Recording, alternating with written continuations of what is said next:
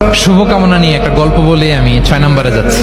এক লোক মাগরিবের নামাজের আগে তার বন্ধুর জন্য দোয়া করতেছে, আল্লাহ আমার বন্ধুকে তুমি একটা সুন্দরী, রূপবতী, গুণবতী, নেককার, মুতিয়া, কানেতা, জামিলা, রায়া, একজন রূপবতী নেককার স্ত্রী দাও আল্লাহ।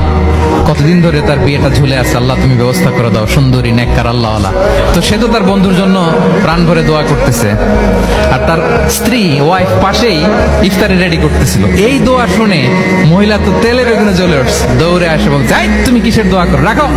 সে বেচারা মোনাজাতের মধ্যে তো ভরকে গেছে, ভয় বলে কি হইলো, আমি তো দোয়া করতেছি আমার বন্ধুর জন্য। তো মহিলা বলে, তুমি কি মনে করছো আমি হাদিসটা জানি না? অন্যের জন্য কোন ভালো দোয়া করলে আগে যেটা নিজের জন্য কবুল হয়, তুমি মনে করছো আমি জানি না? তুমি ভাবছো হাদিস শুধু তুমি একা জানো, আমি জানি না? না কি সব দোয়া করে এগুলা? আল্লাহু আকবার। আল্লাহ রহম